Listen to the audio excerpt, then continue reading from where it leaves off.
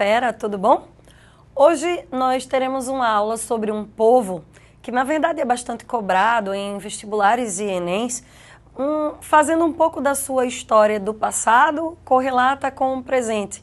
Porque nós, na cultura ocidental, temos muita influência, principalmente na questão da moral, do direito e também da religião do povo hebreu, certo? A gente vai entender um pouquinho do que é a história dos hebreus, do ponto de vista da ciência histórica, baseados em artefatos arqueológicos e tal, e a separação do que está na Bíblia. Porque você sabe que algumas coisas que estão na Bíblia, elas são de caráter metafórico e não necessariamente correspondem, né, à totalidade do que teria sido a formação dos hebreus. Em primeiro lugar, a gente tem que lembrar que os hebreus são um povo semita, ou seja, eles são um povo que tem origem na região da Península Arábica, que a gente já viu anteriormente, e que são aparentados dos mesopotâmicos, dos cananeus, né, povos da Palestina. Todos eles falavam a mesma língua, ok? Com relação aos hebreus, a história dos hebreus para a gente começa quando Abraão, considerado o primeiro patriarca hebraico, teve a revelação feita por Deus, a qual ele chamou de Yavé, e que saiu da sua cidade original, Ur, na Mesopotâmia, e tentou chegar até Canaã, certo? Que seria a terra prometida a Deus, né, para Abraão. Essa terra prometida equivale à região da atual Palestina e está na figura de Abraão a justificativa religiosa para os atuais conflitos palestinos, tanto hebreus quanto tanto os judeus quanto os palestinos se dizem, no caso, descendentes de Abraão, e por isso disputam esse território que seria a Terra Santa, ok? Aqui atrás no mapa você vê mais ou menos um pouquinho da trajetória de Abraão. Ele saiu de Ur, na Mesopotâmia, tentou chegar à Palestina, mas lá estavam já um reino, né, o reino dos cananeus. Ele seguiu mais adiante, próximo ao Egito, e acabou voltando e ficou naquela região do deserto do Negev como nômade, ok? Nesse primeiro período político dos patriarcas, a grande característica dos hebreus é que eles eram liderados por um homem mais velho da tribo, chamado patriarca, até porque nesse período os hebreus não chegavam a ser uma nação. Eles eram uma pequena tribo familiar, certo? De Abraão e posteriormente os seus descendentes. Nesse período, eles são caracterizados pelo nomadismo, exatamente porque eles estão numa região desértica e são pastores, o que facilita o deslocamento. E, em terceiro lugar, ele vai ter um período assim onde os hebreus eles ainda estão criando uma certa identidade religiosa. Nessa fase a gente diz que eles ainda eram politeístas, certo? Eles ainda adoravam outros deuses originários exatamente da região da Mesopotâmia, ocasionalmente, e eles faziam o culto a um deus específico, que seria o deus deles, né, que era o Yavé, aquele que é, ok? Aqui atrás você está vendo, né, uma imagem, que é a imagem do que seria mais ou menos a vida durante esse período dos patriarcas. Como eu já tinha mencionado anteriormente, dois momentos da vida de Abraão são bem interessantes e formam um pouco do que seria a cultura judaica, ok? Em primeiro momento, vamos dar uma olhadinha no quadro, né, para a gente dar uma olhadinha direitinho, mais de pertinho nas imagens. Seguinte, em primeiro lugar, você tem a história da chamada expulsão de Ismael. Bom, professora, quem era Ismael? Seguinte, Abraão já tem uma certa idade, uma idade avançada, a esposa dele, Sara, também, e ele não tinha tido filhos. Foi quando Sara teve a ideia de entregar a sua escrava, essa que nós estamos vendo aqui, Agar, para que Abraão tivesse um filho com ela, ou seja, tivesse um descendente. O primeiro filho de Abraão foi então bastardo, digamos assim, que era Ismael. Só que algum tempo depois, alguns anos depois, Abraão teve um filho legítimo com Sara, que seria Isaque. E Sara então ordenou a Abraão que expulsasse Ismael e no caso a sua mãe, do grupo. Expulsasse, mandasse eles irem embora. Aqui nós temos um momento interessante, né, que se relaciona um pouco com a origem também dos palestinos. Segundo a tradição palestina, que está presente no Alcorão, Ismael, ao ser expulso, foi para a região da Arábia e teria se tornado o patriarca dos islâmicos, ou seja, dos muçulmanos, do qual os palestinos também viriam. Em segundo lugar, está Isaque, filho legítimo de Abraão. Isaque seria ou é o patriarca dos atuais judeus. Portanto, ambos disputam até hoje a região da Palestina, se dizendo herdeiros legítimos de Abraão, para o qual Deus havia prometido a terra para ele e para sua descendência, certo? Em segundo lugar, nós temos o episódio do sacrifício de Isaque. Segundo a história, Deus teria cobrado de Abraão que ele sacrificasse seu único filho, Isaque. No momento correto, quando Isaque já estava lá para ser sacrificado, um anjo de Deus teria impedido que Abraão matasse seu filho e dizendo que Deus não cobraria isso dele. Isso daí é uma clara menção a uma prática que acontecia de povos muito próximos aos hebreus, que eram, no caso, os fenícios. Vocês estão lembrados que a gente comentou, né? Os fenícios, eles faziam sacrifícios dos seus próprios filhos ao deus Baal. Seria uma espécie de lição para mostrar que Deus tinha uma essência diferente de Baal, uma essência muito mais, digamos assim, protetora com relação ao seu povo, ok? Bom, é exatamente durante o período dos patriarcas que nós vamos ter a possível chegada dos hebreus ao Egito.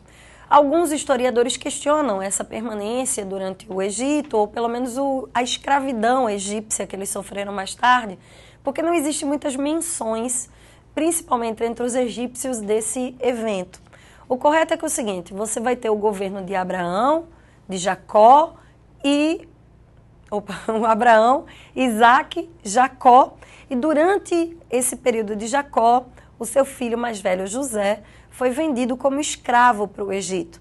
Só que José, por ter uma particularidade, ele sabia decifrar sonhos, e se você está lembrado, né, os sonhos para os hebreus seriam a porta de comunicação entre os mortos com os vivos. Então, quem decifrava sonhos tinha uma capacidade ou um poder muito importante para eles. Ele acabou se tornando famoso, caiu nas graças do faraó e se tornou governador do Egito. É nesse momento que os hebreus são trazidos para o Egito, né, e se fixam por lá. Vamos dar uma olhadinha aqui? Bom, aqui você tem a descendência, né?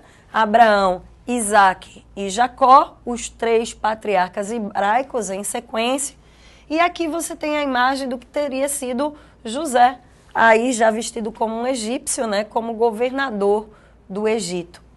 Bom, escravismo ou não, outro momento marcante da história dos judeus, que os definem, inclusive como povo e como religião, né, judaica, é exatamente quando os hebreus eles vão se rebelar contra esse domínio egípcio e vão sair do Egito, um evento conhecido como Êxodo. Na história do Êxodo, mais uma figura importante, né, judaica, hebraica, se destaca aí, que é exatamente a figura de Moisés. Bom, o Êxodo ele está mostrado nesse mapa, né, o que teria sido o Êxodo hebraico. E dois eventos importantes durante essa caminhada deles saindo do Egito, a gente vai destacar agora. Vamos dar uma olhadinha no mapa?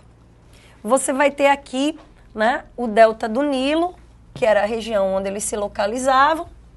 Nós temos a primeira parada importante, que é exatamente aqui, ó, o Mar Vermelho. Todo mundo conhece, por causa das narrativas bíblicas, o que acontece no Mar Vermelho. Moisés teria aberto as águas do Mar Vermelho para que o povo passasse e depois fechado as águas do Mar Vermelho por sobre o exército do faraó. Bom, eles continuaram a peregrinação até a região do Monte Sinai. Aí nós temos, do ponto de vista histórico, um evento muito importante, que teria sido a origem do direito judaico. Moisés, segundo as tradições bíblicas, teria recebido de Yahvé, o Deus dos judeus, as tábuas com os 10 mandamentos. Aqui nós temos, né, a figura de Moisés com os 10 mandamentos. Esses 10 mandamentos, eles vão inaugurar o direito hebraico. O direito hebraico talvez tenha sido a maior contribuição dos hebreus para a cultura da antiguidade.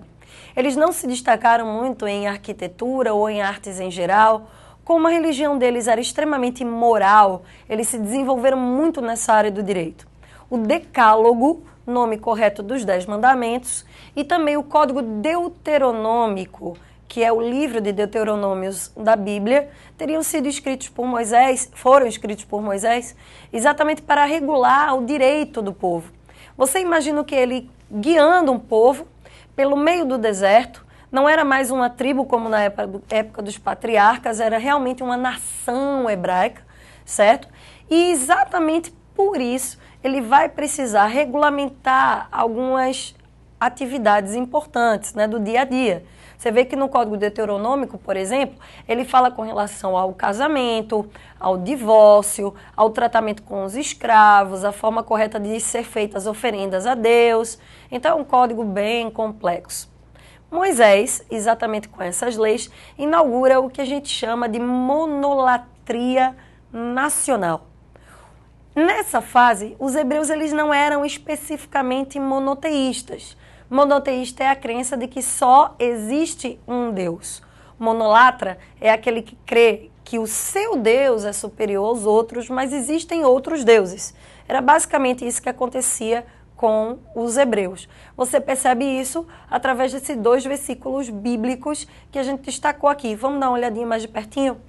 Vejam, no primeiro, que está em Êxodo 5:11, você tem: Senhor, quem é tu?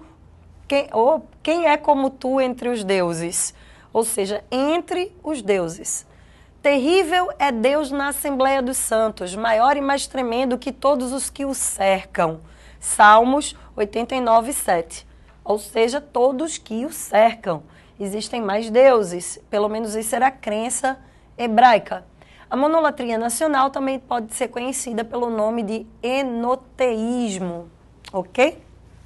Bom, ao chegar na Palestina, os hebreus tiveram que conquistar a região.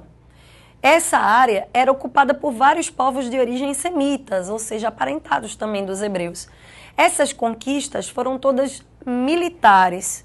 E exatamente por isso, durante esse período, você vai ter o destaque de uma figura militar conhecida como juiz. O juiz, ele era um guerreiro, um líder guerreiro, um estratego, digamos assim, um estrategista, certo? E ao mesmo tempo um líder religioso, porque para os hebreus, para que a vitória em campo de batalha fosse dada, teria que ser alguém temente a Deus, obediente a Deus, certo? Essas conquistas começaram, segundo pela tradição hebraica, com a tomada da cidade de Jericó. Alguns historiadores e arqueólogos discordam um pouco de que Jericó teria sido tomada pelos hebreus, porque a data, né, desse ataque seria no momento que Jericó já não existia mais. Mas isso aí não vamos discutir nesse momento, ok? Bom, o certo é que nessa época os hebreus eles tinham problemas entre eles, porque eram 12 tribos, né, que tinham uma certa divergência.